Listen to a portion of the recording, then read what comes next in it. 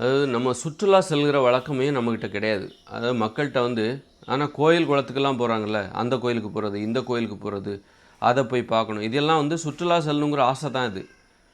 ஆனால் சுற்றுலா செல்லணும் அப்படிங்கிற அந்த ஆசை அடித்தட்டு மக்கள்கிட்ட பெரும்பாலான மக்கள்கிட்ட கிடையாது. ஆனாலும் அது அடிப்படை தேவை. சுற்றுலா செல்வது ஒரு அடிப்படையான ஒரு இயல்பாகவே ஒரு தேவை அது நமக்கு. அப்படி இருக்கும்போது அது எப்படி பூர்த்தி செய்யப்படுகிறதுனா, அதை பற்றி உனக்கு தெரிலனாலும் நீ என்ன பண்ணுற, கோயிலுக்கு போகிறேன், அந்த கோயிலுக்கு போகிறேன், இந்த கோயிலுக்கு போகிறேன்னு சொல்லி நீ போகிறது சுற்றுலா தான். ஆனால் நீ சொல்லிக்கிற காரணம் தான் தப்பாக இருக்குது. இப்போ ஒரு பகுத்தறிவாதி, கடவுள் நம்பிக்கை இல்லாதவர் என்ன பண்ணுவார், அவர் சுற்றுலா சொல்லிட்டு போவார், சுற்றுலா போவார், கோயிலுக்கு போக மாட்டார். சுற்றி பார்க்கணுன்னா ஒரு கோயிலுக்கு ஒரு ராஜராஜன் சோழன் கட்டின தஞ்சாவூர் கோயில், அதை சுற்றி பார்க்குறதுக்காக போவார். அதுவே மூட நம்பிக்கை உள்ள ஒருத்தர் என்ன பண்ணுவாங்கன்னா, அந்த கோயிலுக்கு போகிறேன் அப்படின்னு சொல்லிட்டு போவாங்க. ஆனால் அடிப்படை தேவைங்கிறது என்னது, அந்த சுற்றி பார்க்கணும், சுற்றுலா போகணுங்கிற அந்த தேவை தான் மறைமுகமாக இங்கே வேலை செய்கிறது. அதனால் சுற்றி பார்க்குறது, சுற்றுலா போகிறதுங்கிறது ஒரு அடிப்படையான தேவை. அது பெரும்பாலான மக்கள் போய்கிட்டு தான் இருக்காங்க. ஆனால் சொல்கிற காரணம் தான் வேறு.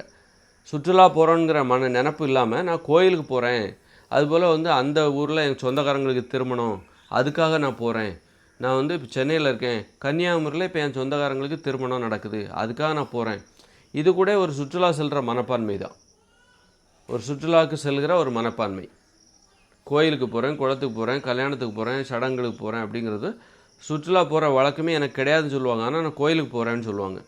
ஆனால் நான் ஒரு கல்யாணத்துக்கு போகிறேன், ஊரில் ரொம்ப செலவழித்து கல்யாணத்துக்கு போய்ட்டு வரேன், இது கூட ஒரு சுற்றுலா செல்கிற மனப்பான்மை தான். சுற்றுலா செல்ல வேண்டும் என்கிற தேவை மறைமுகமாக அவருக்கு பூர்த்தி செய்யப்படுகிறது. அப்போ ஒருத்தர் எனக்கு மூட நம்பிக்கை, கடவுள் நம்பிக்கை கிடையாது அப்படின்னு சொல்லும்போது, அப்போ அவர் நான் கோயிலுக்கு போகிறேன், குளத்துக்கு போகிறேன்னு சொல்லிட்டு அவரால் போக மாட்டார். அதில் எந்தவித அர்த்தமும் இல்லை. ஆனால் இவர் கண்டிப்பாக சுற்றுலா போகணும். அப்போ தான் இவருக்கு சுற்றுலா போகணுங்கிற அந்த எண்ணத்தை மட்டும் அது மறுக்க முடியாது. சுற்றுலா செல்ல வேண்டும் என்கிற ஆசை இருக்குல்ல, அது கண்டிப்பாக நம்ம போய் ஆகணும். சுற்றுலா போகிறேன்னு சொல்லிக்கிட்டே போகணும். அப்போ அது வருஷத்தில் ஒரு 3 நாள் வாட்டியாவது போகணும்.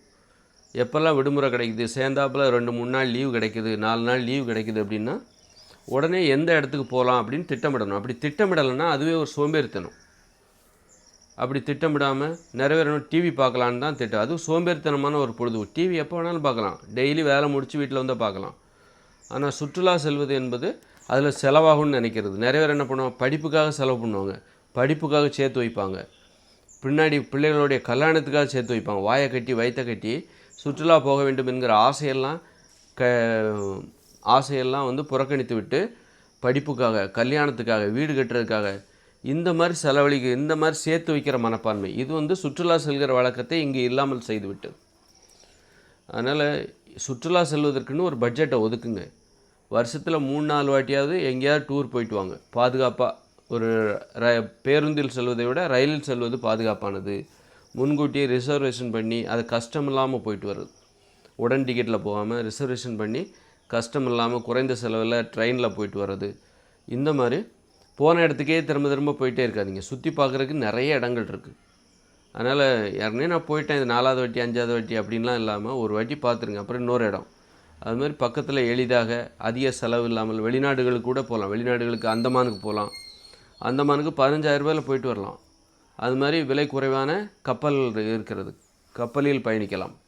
அது மாதிரி இலங்கைக்கு போகலாம். இந்த மாதிரி நம்மளால் குறைந்த செலவில் நம்ம வருமானத்துக்கு ஏற்றாற் போன்று சுற்றுலா செல்கிற வழக்கத்தை நம்ம கண்டிப்பாக கடைபிடிக்கணும். ஏன்னா அது நமக்கு ஒரு புதிய அனுபவத்தை தருகிறது, நமது மனதை விரிவடை செய்கிறது.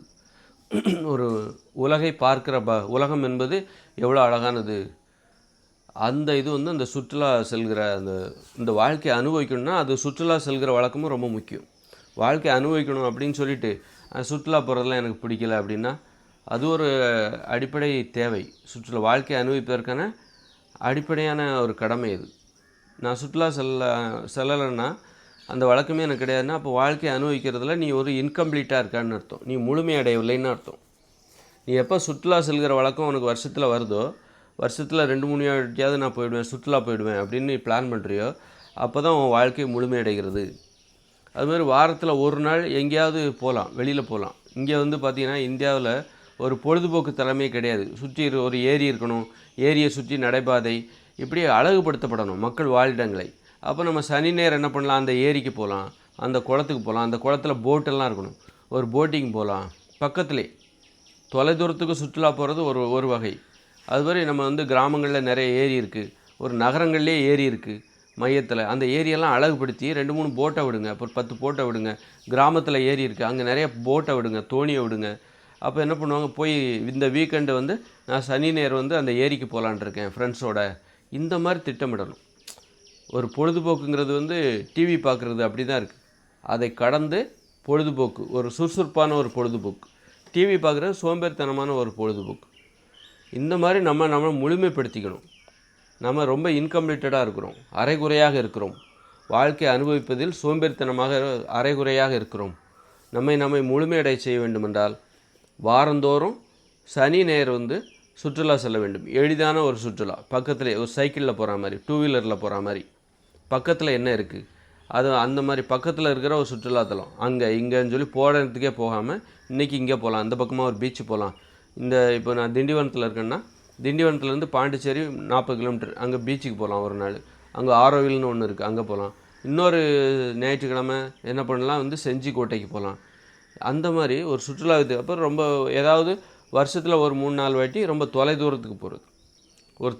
ஒரு குற்றாலத்துக்கு போகலாம், அது மாதிரி குற்றாலம் போகிறது, தஞ்சாவூர் போகிறது. இந்த மாதிரி நாம் வந்து சுற்றி பார்க்குறது வந்து ரொம்ப முக்கியம். நாம் இந்த உலகத்தை தெரிஞ்சுக்கிறதுக்கு நிறைய பணம் இருந்ததுன்னா வெளிநாட்டுக்கெல்லாம் கூட போயிட்டு வரலாம். இல்லைன்னா நாம் ஒரு அரைகுறை தான். அப்படிப்பட்ட சுற்றுலாத்தலமே நம்ம போகலை அப்படின்னா நம்ம அரைகுறையாக இருக்கிறோம், முழுமையாக இல்லாமல் இருக்கிறோம், சோம்பேறியாக இருக்கிறோம் என்று அர்த்தம்.